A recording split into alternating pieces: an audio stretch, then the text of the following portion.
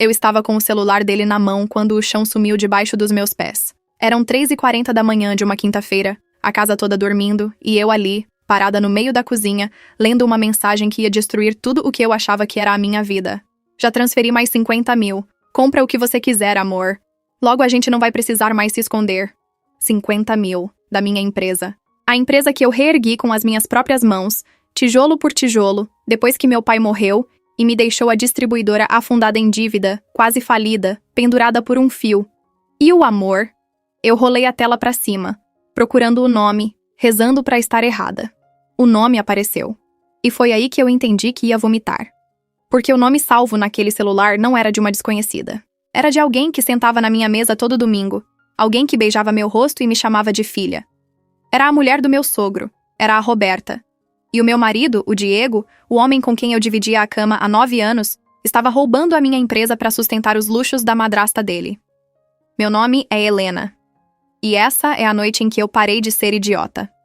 Eu não gritei. Sabe quando a dor é tão grande que ela trava a sua garganta? Foi isso. Eu fiquei parada, segurando aquele celular, olhando para a luz azul da tela enquanto o Diego roncava no quarto, tranquilo como um anjo. Depois de ter transferido 50 mil reais da distribuidora Antunes, o nome que eu dei em homenagem ao meu pai, para conta de outra mulher. A primeira coisa que eu pensei foi que eu tava louca, que devia ter lido errado, porque o Diego me amava. Foi ele que segurou minha mão no enterro do meu pai, que chorou comigo quando a gente perdeu o primeiro bebê. Aí eu rolei mais pra cima e vi as outras mensagens. 3 meses.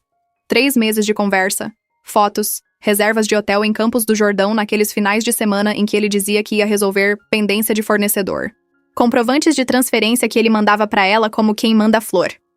Você merece, gata. Aguenta mais um pouco que logo eu me separo dela.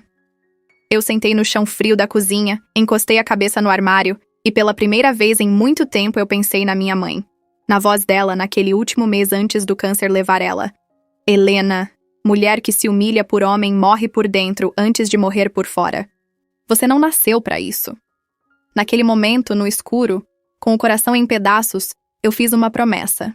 Não pra ele, pra mim mesma. Eu não ia chorar, eu não ia gritar, eu não ia jogar nada na cara dele. Eu ia provar tudo. Cada centavo, cada mentira, cada noite. E quando eu tivesse tudo na mão, eu ia fazer esse homem entender o tamanho do erro que ele cometeu ao subestimar a mulher que ele jurou amar. Respirei fundo. Coloquei o celular dele de volta na mesinha de cabeceira, exatamente na mesma posição, com o cabo de carga do mesmo jeito. Deitei do lado dele, de olho aberto, esperando o sol nascer. Domingo chegou rápido demais. Almoço na casa do meu sogro, como sempre. Toda semana a mesma novela. O seu Aristides na cabeceira da mesa, dono da maior rede de farmácias da cidade, fingindo que mandava em tudo. E a Roberta, 30 anos mais nova que ele, desfilando de salto alto dentro da própria sala. Eu cheguei com a feijoada que tinha feito, sorriso no rosto. Por dentro, uma fera trancada na jaula. Helena, minha filha! A Roberta veio me abraçar. Eu abracei de volta. Roberta, tá cada dia mais bonita. Anel novo? Ela riu, toda boba, girando a pedra no dedo, que brilhava mais que o lustre da sala. Presente, disse ela. E olhou pro Diego. Foi rápido, meio segundo, mas eu vi. O olhar entre os dois. Aquela cumplicidade que a gente só tem com quem dorme junto. Eu cravei as unhas na palma da mão pra não tremer.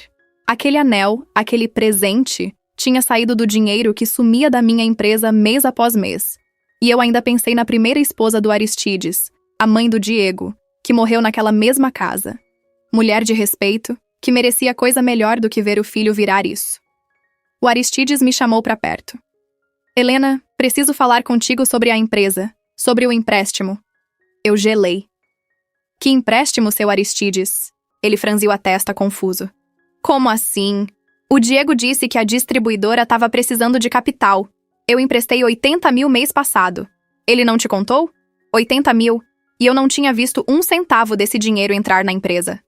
Olhei pro Diego do outro lado da sala, rindo de alguma coisa, taça de vinho na mão, sem fazer ideia de que o chão dele tinha acabado de começar a rachar. Então não era só desvio. Ele estava pegando dinheiro emprestado em nome da empresa com o pai e embolsando. Ou pior, repassando para Roberta. Ele me contou sim. Eu menti, com a voz mais firme que eu consegui. Tá tudo certo, seu Aristides. Mas era tudo mentira. E eu só precisava de tempo. Foi quando a filha do Aristides com a primeira esposa, a Camila, minha cunhada, a única pessoa daquela família que eu confiava de verdade, me puxou para a cozinha. O rosto dela estava branco. Helena. A voz dela tremia. Eu preciso te mostrar uma coisa. Mas você tem que jurar que não vai surtar agora, na frente de todo mundo. Ela tirou o celular do bolso. Eu peguei isso no computador do meu pai ontem. Eu não devia ter mexido, mas... Ela engoliu seco. Helena, tem o seu nome nesse documento. E tem uma assinatura sua. Numa coisa que eu sei que você nunca assinou. Meu coração parou. Que documento, Camila? Ela virou a tela para mim. E eu li o título, em letras grandes, frias, oficiais. Transferência de cotas. Distribuidora Antunes Ltda. Alguém tinha forjado a minha assinatura. Alguém estava tentando roubar a minha empresa inteira. Eu peguei o celular da mão da Camila com tanta força que ela se assustou. A assinatura estava ali. Helena Antunes. O meu nome, o meu traço, a letra puxada no H. O rabicho no final que o meu pai me ensinou a fazer quando eu era menina. Quase perfeita. Quase. Porque eu sou a única pessoa no mundo que sabe que a minha assinatura verdadeira tem um pingo no I do Antunes que ninguém nunca repara. Um pingo deslocado para a esquerda, porque a caneta da escola onde eu aprendi falhava. E essa assinatura não tinha o pingo. Não fui eu. Eu sussurrei. Camila, eu nunca assinei isso na minha vida. Eu sei, ela disse. Por isso eu te chamei aqui. O documento transferia 40% das cotas da distribuidora para uma empresa de fachada, uma tal de RS Participações. Eu nunca tinha ouvido falar, mas as iniciais, RS Roberta Siqueira, o sobrenome de solteira dela. A ficha caiu como uma pedra no estômago. Não era só um caso, não era só dinheiro vazando, eles estavam montando um plano para ficar com a minha empresa inteira, a empresa do meu pai, a única coisa que eu tinha dele. Quando isso foi registrado? Perguntei. Camila apertou os lábios. Tá só no rascunho, no computador do meu pai. Ainda não foi pro cartório. Ela hesitou. Helena. Por que esse documento estava no computador do meu pai? O que o papai tem a ver com isso? Boa pergunta. Na verdade, a pior das perguntas. Porque ou o Aristides era vítima igual a mim, ou o Aristides estava dentro do plano. Eu olhei pela porta da cozinha. Lá na sala, o seu Aristides ria com a mão pousada nas costas da Roberta, e o Diego do outro lado evitava olhar pro pai. Os três na mesma sala, os três sorrindo. E eu no meio, com uma feijoada esfriando e uma faca invisível nas costas. Camila, eu disse baixinho, você confia em mim? Com a minha vida. Então volta pra sala. Sorri. Age normal. E não fala nada disso pra ninguém. Nem pro seu pai, nem pro seu noivo. Ninguém. Porque a partir de agora, eu não sei mais em quem confiar nessa família. E se eles descobrirem que a gente sabe antes da hora, a gente perde tudo. Ela assentiu, com os olhos cheios d'água. Voltamos pra sala. Eu sorri, sentei na mesa, comi a minha própria feijoada como se fosse o melhor domingo da minha vida. O Diego pôs a mão no meu joelho por baixo da toalha. Tá tudo bem, amor? Você tá meio quieta. Eu virei e sorri pra ele. Aquele sorriso que ele se apaixonou 9 anos atrás. Tá tudo perfeito, meu amor. Nunca estive tão bem. Ele relaxou, sem imaginar que naquela mesma noite de domingo, enquanto dormia o sono dos injustos, eu ia pegar o carro às 11 da noite e dirigir até o único lugar onde eu sabia que ia encontrar respostas. O escritório da distribuidora. Eu tinha a chave, tinha o cofre e tinha a senha do sistema que nem o Diego sabia que eu trocava todo mês. Liguei o computador, abri os extratos e comecei a montar, transação por transação, o mapa completo do roubo. Foi quando eu vi a luz dos faróis batendo na janela. Alguém tinha chegado. 11h30 da noite, naquele escritório vazio. Eu apaguei a tela, prendi a respiração e ouvi a chave girando na fechadura da porta da frente. Eu me agachei atrás da mesa, o coração na boca. A chave girou, a porta abriu, passos no escuro, devagar. Alguém que conhecia o lugar, que andava sem precisar acender a luz. A pessoa parou no meio do escritório e acendeu a lanterna do celular, iluminando o próprio rosto. Não era o Diego. Era o Marcão, meu gerente financeiro. O homem que trabalhava comigo há 7 anos, que eu tratava como irmão, que segurou o caixão do meu pai junto comigo. Marcão? Eu saí de trás da mesa. Ele quase deixou o celular cair. Dona Helena! A voz dele falhou. A senhora aqui a essa hora? Eu pergunto a mesma coisa pra você. E foi nesse instante, no olhar dele desviando, no jeito que ele apertou a pasta contra o peito, que eu entendi. O Marcão sabia de tudo. Há quanto tempo? Eu perguntei sem rodeio. Há quanto tempo você tá ajudando o Diego a roubar a minha empresa? O rosto dele desabou. Aquele homenzarrão de quase 2 metros virou um menino assustado na minha frente. Dona Helena, me perdoa, pelo amor de Deus. A voz dele embargou. Ele me obrigou. Ele descobriu uma dívida minha, um negócio errado que eu fiz. E falou que se eu não assinasse os lançamentos, ele ia me entregar para a polícia. Eu tenho 2 filhos, Dona Helena. 2 filhos. Eu fechei os olhos. Então era assim que ele estava fazendo. Não sozinho, mas pressionando gente boa, transformando os meus em peões dele. O que você veio fazer aqui hoje? Ele abriu a pasta, tremendo. Vim pegar isso antes que alguém visse. Ele me entregou um envelope. É a cópia de tudo. Cada transferência, cada empréstimo do seu Aristides, as datas, as contas. Eu guardei tudo. Eu ia te procurar essa semana, juro por Deus. Eu não aguentava mais. Eu peguei o envelope. Dentro estava o mapa completo. 180 mil reais sangrados da minha empresa em 3 meses, gota por gota, para conta da RS Participações. E uma coisa que me cortou ainda mais fundo.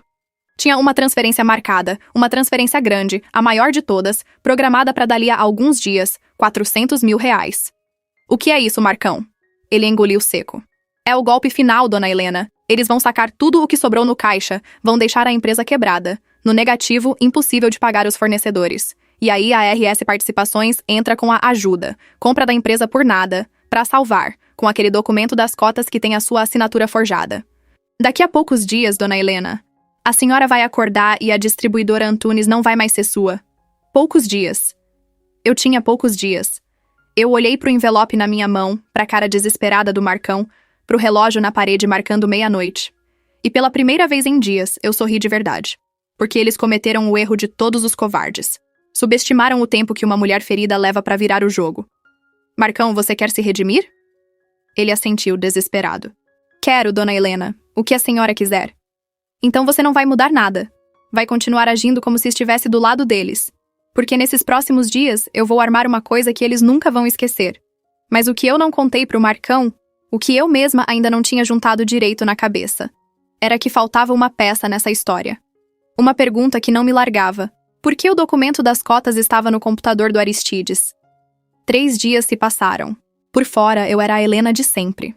Levei marmita pro Diego no almoço, curti as fotos da Roberta no grupo da família como se nada estivesse acontecendo, mandei áudio carinhoso pro Aristides perguntando da pressão dele. Por dentro, eu era uma bomba com pavio aceso. Já tinha o envelope do Marcão, já tinha a foto do documento forjado da Camila. Mas eu precisava entender o papel do Aristides. Foi a Camila quem me deu a chave. Ela me ligou na quarta-feira, chorando. Helena, vem pra casa do meu pai. Agora, por favor. Ele tá passando mal. Eu larguei tudo e voei. Quando cheguei, o Aristides estava sentado na poltrona, pálido, a mão no peito. A Roberta, a esposa amorosa, não estava em lugar nenhum, tinha saído pra fazer as unhas, como sempre. Eu ajudei a Camila a dar o remédio pra ele. Medi a pressão, e enquanto o velho se acalmava, ele segurou a minha mão, apertou com o pouco de força que tinha e me olhou de um jeito que eu nunca tinha visto. Helena, minha filha. A voz dele saiu rouca, fraca. Eu preciso te contar uma coisa antes que seja tarde. Eu tô doente de verdade, é o coração, e os médicos disseram que eu tenho pouco tempo. Eu gelei. Seu Aristides. Escuta. Ele apertou mais forte, e cada palavra parecia custar ar. Há 3 meses eu desconfiei que a Roberta estava me roubando das farmácias. Aí eu contratei um detetive. E o detetive não descobriu só o roubo, Helena. Meu coração disparou. Descobriu o quê? Uma lágrima escorreu pelo rosto enrugado dele. Descobriu ela com o meu filho, com o Diego. A voz dele quebrou. Os dois juntos, na minha cara, há meses. Então ele sabia. O Aristides sabia de tudo aquele tempo. Por que o senhor não falou nada? Eu perguntei, a voz tremendo. Por que deixou isso acontecer? Porque eu não sabia como te contar, Helena. Como é que eu chego e falo pra você que o meu filho, o sangue do meu sangue, tá te traindo com a minha mulher? Ele puxou o ar com dificuldade. Eu fiz pior. Fiquei calado, juntando provas. E o documento das cotas? Ele me olhou suplicante. Eu sei que a Camila te mostrou. Aí caiu a ficha. O documento. Eu sussurrei. O senhor não fez ele pra me roubar. Eu interceptei ele, Helena. A Roberta mandou o Diego forjar a sua assinatura e iam levar direto pro cartório. Mas eu tenho gente minha em todo o cartório dessa cidade. Mandei segurar, mandei me trazer uma cópia antes de registrar, para eu ter a prova na mão. Eu desabei numa cadeira. O Aristides não era o vilão. Era o único, além de mim, que tinha entendido o tamanho do veneno dentro daquela casa. E estava morrendo guardando isso sozinho. Eu não tenho mais tempo, mas você tem. Ele se inclinou, com toda a força que ainda tinha. Você é mais forte que essa família inteira junta. Desde o dia que você enterrou seu pai e ergueu aquela empresa sozinha, eu te olhei e pensei, essa menina não quebra. Ele apontou pro cofre na parede. Eu vou te dar tudo. As provas do detetive, as gravações, as fotos, os extratos das farmácias. A senha é a data de aniversário da mãe do Diego, a primeira mulher, a mulher de verdade que essa casa teve. Eu fui até o cofre, as mãos tremendo, digitei a data. Abriu. Dentro, uma pasta vermelha, grossa, pesada de verdade e de crime. E em cima dela, um bilhete escrito à mão, com a letra trêmula do velho. Pra Helena, a única filha que essa família mereceu. Faça justiça pelos dois, por mim e pelo seu pai. Eu apertei a pasta contra o peito. Seu Aristides, a qualquer momento eles vão sacar 400 mil da minha empresa. O golpe final. Ele sorriu, fraco, mas com um brilho de quem ainda tinha uma última cartada. Eu sei, minha filha, e é por isso que sábado vai ter uma festa. Eu franzi a testa. Que festa? A festa dos meus 70 anos, à noite. Os olhos dele faiscaram, e por um segundo o velho leão voltou. A família toda, os sócios, o prefeito, a cidade inteira. A Roberta acha que vai ser a rainha da noite. O Diego acha que vai brindar com champanhe enquanto me rouba pelas costas. Mas eu, você e a Camila, a gente vai transformar essa festa no fim do reinado deles. Na frente de todo mundo. Sábado. Faltavam 3 dias. E pela primeira vez, eu não estava mais sozinha.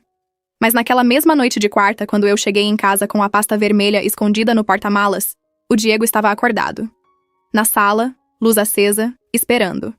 E na mão dele, um papel. Helena. Ele falou com uma calma que me arrepiou. A gente precisa conversar sobre uma coisa que eu encontrei. Eu parei na porta da sala. A pasta vermelha estava no carro, as chaves na minha mão e o Diego me olhando com aquele papel controlado, como quem já ganhou o jogo. Que conversa, Diego? Eu disse, tirando o casaco devagar. Por dentro, gelo. Ele levantou o papel. Puxei o relatório de acessos do sistema da empresa. Alguém andou mexendo lá dentro. Acessos de madrugada, senhas trocadas. Ele fez uma pausa estudada. Você anda dormindo mal, amor, saindo de casa de madrugada. Tô preocupado com você. Olha que esperto. Ele tinha percebido que eu estava fuçando, e em vez de me confrontar, estava montando o terreno, plantando a ideia de que eu estava instável, confusa, quem sabe louca. Para que no dia que a empresa quebrasse, ele pudesse dizer para todo mundo, coitada da Helena. Ela não estava bem da cabeça. Andava fazendo transferências estranhas. Ele ia me transformar na culpada do próprio roubo dele.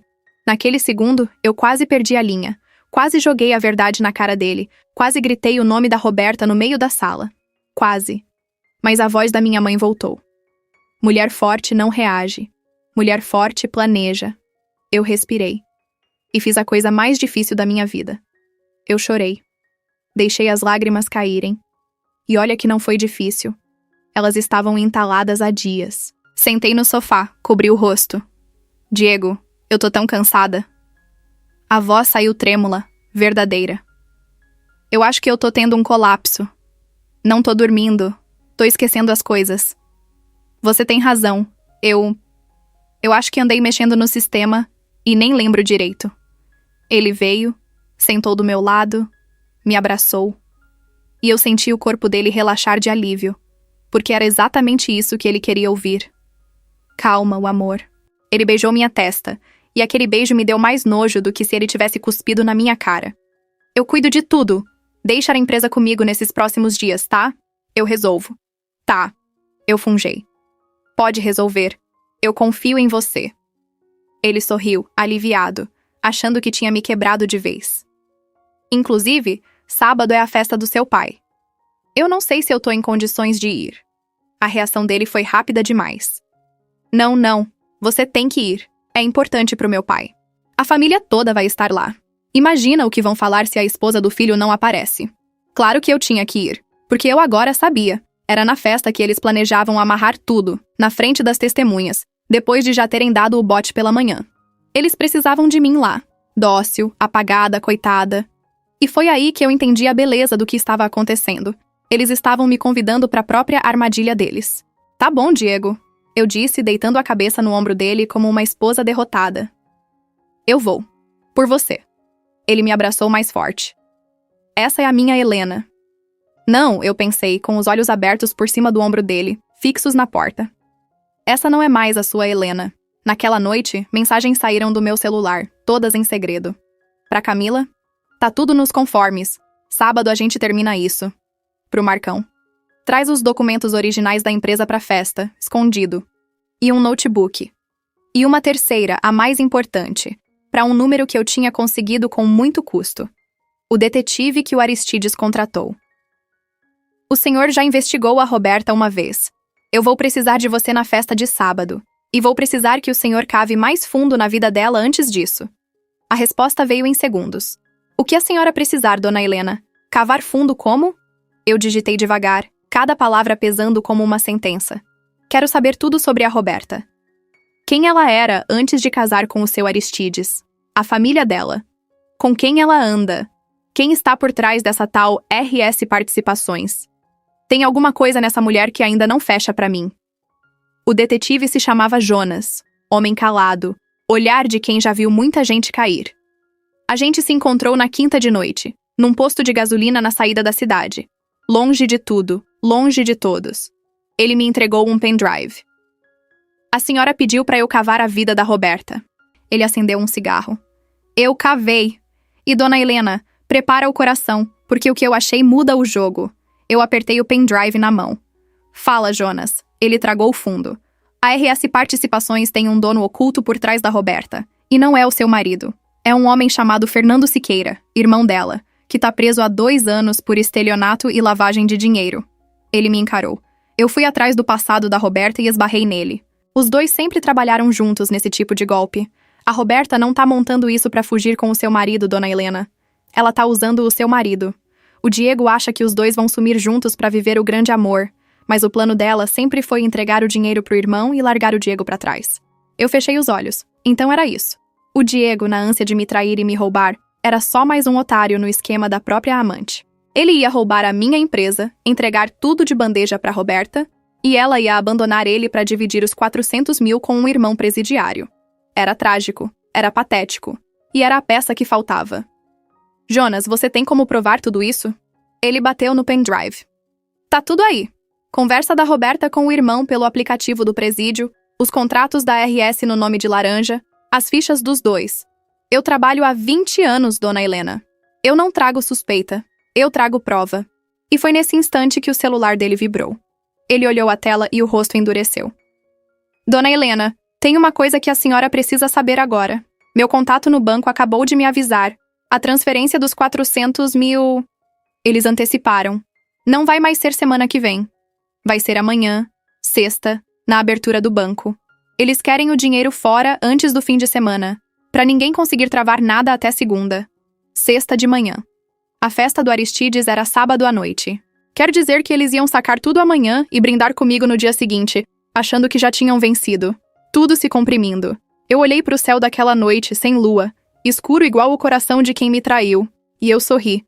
Porque eu finalmente tinha o quadro completo. A traição, o roubo, a assinatura forjada, o esquema da Roberta com o irmão, a doença do Aristides, e o golpe marcado para amanhã de manhã, um dia antes da festa em que eles achavam que iam me enterrar.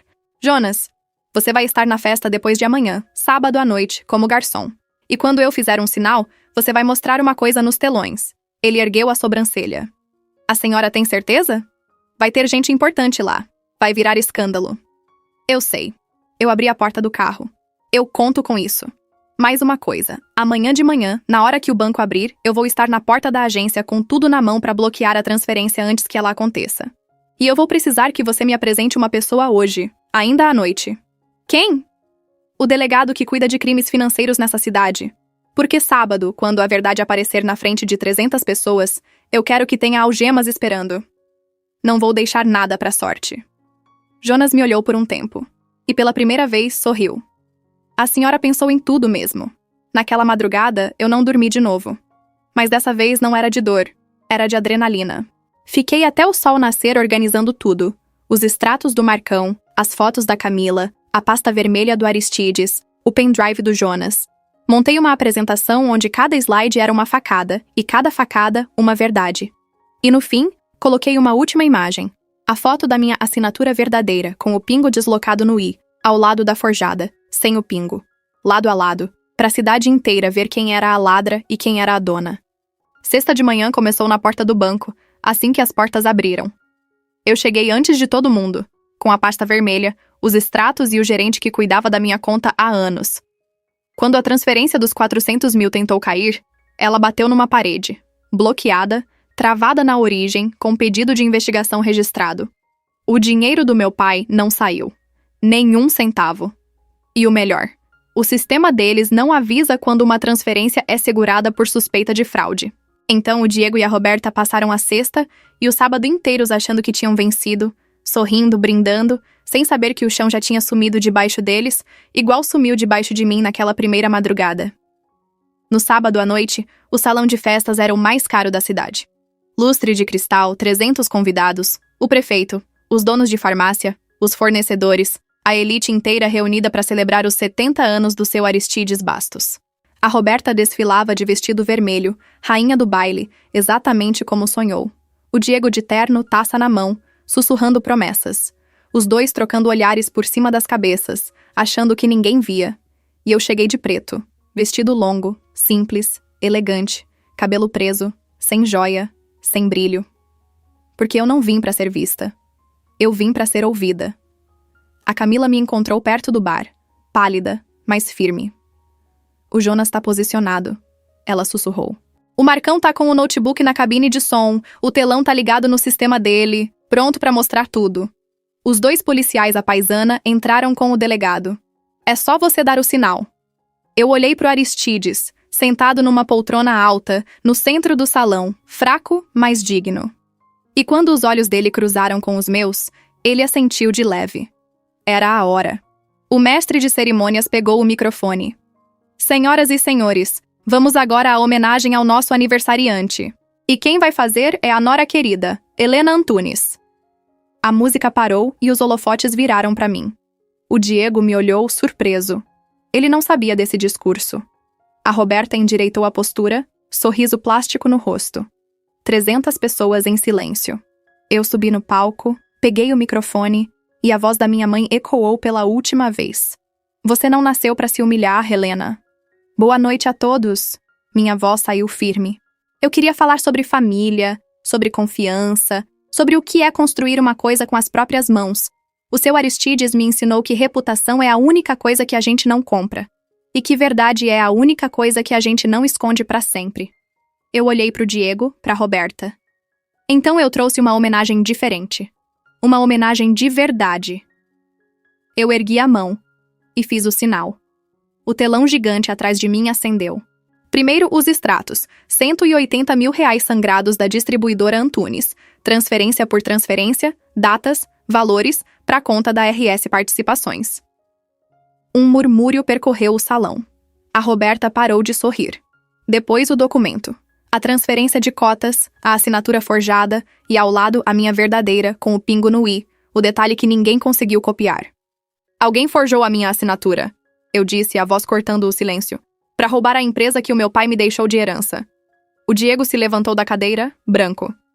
Helena, para com isso! Ele disse alto, se virando para os convidados. Não deem ouvidos a ela! Minha esposa não está bem da cabeça! Ela anda confusa, fazendo acusações sem sentido, ela... Eu ando confusa! Eu cortei. E fiz o segundo sinal. O telão mudou. As fotos. O Diego e a Roberta, em Campos do Jordão, no hotel. As mensagens. Logo a gente não vai precisar mais se esconder. O salão inteiro prendeu a respiração. Uma taça caiu da mão de algum convidado e estilhaçou no chão de mármore. A Roberta tentou correr para a porta, mas o Jonas, de garçom, fechou a saída com uma bandeja na mão. A festa ainda não acabou, dona Roberta. E aí eu dei o golpe final. Mas tem uma coisa que nem o meu marido sabe. Diego, você acha que vocês dois iam fugir juntos com o meu dinheiro, né? Ele me olhou tremendo. O telão mudou pela última vez. As conversas da Roberta com o irmão preso, os planos, as palavras dela em letras gigantes para a cidade inteira ler. Deixa o Diego achar que é amor? Quando o dinheiro cair, eu sumo. Ele que se vire com a mulher dele e com a polícia. O Diego leu. E eu vi o rosto dele desabar em tempo real. Vi 9 anos de arrogância virar em pó. Vi o homem que me traiu entender, na frente de 300 pessoas, que ele também tinha sido enganado. Roberta. Ele balbuciou, virando para ela. Isso é mentira, né? Roberta? Ela não respondeu. Encurralada, os olhos correndo pelo salão procurando uma saída que não existia. E então, do centro do salão, uma voz fraca, mas firme se levantou. O Aristides. Ele ficou de pé, apoiado na bengala, e olhou para a esposa e para o filho com 70 anos de dignidade nos ombros. Eu sabia. A voz dele tremeu, mas não fraquejou. Eu sabia de tudo há 3 meses, e esperei até hoje para deixar a Helena fazer o que eu não tive coragem de fazer. Ele olhou para mim, os olhos cheios. Justiça. E foi nesse momento, no auge de tudo, com a verdade dançando no salão, que o Aristides levou a mão ao peito. E caiu. Papai! O grito da Camila rasgou o salão. O Aristides desabou no chão de mármore, a mão crispada no peito, o rosto contorcido. E ali, naquele segundo, eu parei de ser a mulher da vingança. Voltei a ser a nora que ele chamou de a única filha que essa família mereceu. Eu joguei o microfone no chão e corri. Liga pro SAMU, agora! Eu gritei, ajoelhando ao lado dele. Tem médico aqui? Tem médico nessa festa? Eu pus a mão no peito dele. Quase não sentia o coração bater. Seu Aristides, fica comigo. Comecei as compressões do jeito que eu aprendi num curso da empresa anos atrás, sem nunca imaginar que ia usar. 1, 2, 3. Fica comigo. O senhor não vai morrer no dia que a justiça foi feita, tá ouvindo? Não vai. A Camila chorava do meu lado, segurando a mão do pai. E o Diego ficou parado, congelado, olhando o pai cair no chão sem conseguir dar um passo. Porque ele finalmente entendeu que aquele coração tinha parado de tanto carregar a vergonha sozinho. A Roberta aproveitou a confusão e tentou escapar de novo. Mas dessa vez não foi o Jonas que a parou. Foram os 2 policiais civis e o delegado que eu tinha chamado na quinta à noite, que estavam esperando, a paisana, no fundo do salão, desde o começo da festa. Roberta Siqueira, Diego Bastos, disse o delegado, abrindo o distintivo. Os senhores estão presos por estelionato, falsidade ideológica e formação de quadrilha. Algemas, no meio da festa, na frente da cidade inteira. Mas eu nem vi direito, porque eu estava com as 2 mãos no peito do meu sogro, contando, suando, rezando. Vamos, seu Aristides, o senhor me prometeu justiça pelos 2, pelo senhor e pelo meu pai. Lágrimas escorrendo agora, de verdade. O senhor não pode quebrar a promessa agora. A ambulância chegou em 7 minutos que pareceram 7 anos. Os paramédicos assumiram. Desfibrilador. Um choque e nada. Outro choque e nada. E no terceiro... O monitor apitou. O coração voltou. O velho leão abriu os olhos por um segundo. Me encontrou ajoelhada ao lado dele, encharcada de lágrimas e suor. E sorriu. Eu falei... A voz dele saiu num fiapo. Que você não quebra. E desmaiou de novo, mas dessa vez com pulso. Com vida. Eles o levaram correndo, e a Camila foi junto na ambulância. E eu fiquei, ajoelhada no meio do salão de mármore, no meu vestido preto, cercada de 300 pessoas em choque, cacos de cristal, e a verdade ainda piscando no telão atrás de mim. O Diego passou por mim algemado, parou e me olhou. Helena. A voz dele quebrou. Me perdoa. Eu me levantei devagar, limpei o joelho, olhei para ele. E disse a única coisa que valia a pena dizer. Tarde demais, Diego. 6 meses se passaram. O Aristides sobreviveu. Os médicos disseram que foi um milagre, que se as compressões não tivessem começado naqueles primeiros segundos, ele não teria voltado. Ele me olha diferente agora. Me olha como o pai olha para a filha. Me passou a procuração das farmácias enquanto se recupera. E sabe de uma coisa? A rede nunca foi tão bem administrada. A distribuidora Antunes está de pé, mais forte que nunca. Os 400 mil nunca saíram. A transferência foi bloqueada na sexta de manhã, com a ajuda do banco e das provas que eu levei. A empresa do meu pai continua sendo minha. Cada tijolo, cada parede, cada centavo. O Marcão ainda trabalha comigo. Ele confessou tudo, se redimiu. Testemunhou contra o Diego em troca de reduzir a pena dele. Eu o perdoei, porque a Helena que não dormiu naquela primeira noite aprendeu uma coisa. Tem gente que erra por maldade, e tem gente que erra por medo. E só uma dessas merece uma segunda chance. A Roberta foi condenada. E o irmão dela, que já estava preso, ganhou uma pena nova e bem mais pesada. A investigação provou que ele comandava um esquema inteiro de dentro da cadeia, usando a irmã do lado de fora. A RS Participações virou processo, manchete, exemplo. E o Diego me escreve cartas da prisão toda semana, pedindo perdão, dizendo que percebeu tarde demais o que tinha.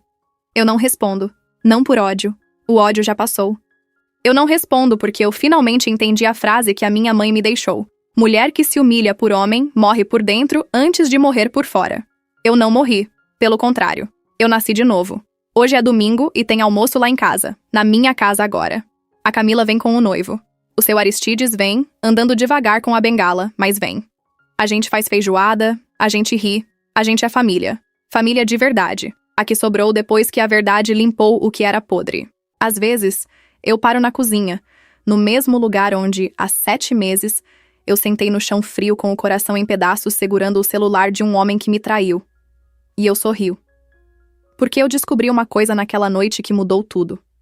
A mulher mais perigosa do mundo não é a que grita. É a que fica em silêncio, junta as provas, e espera o momento certo. Meu nome é Helena Antunes. E eu virei o jogo.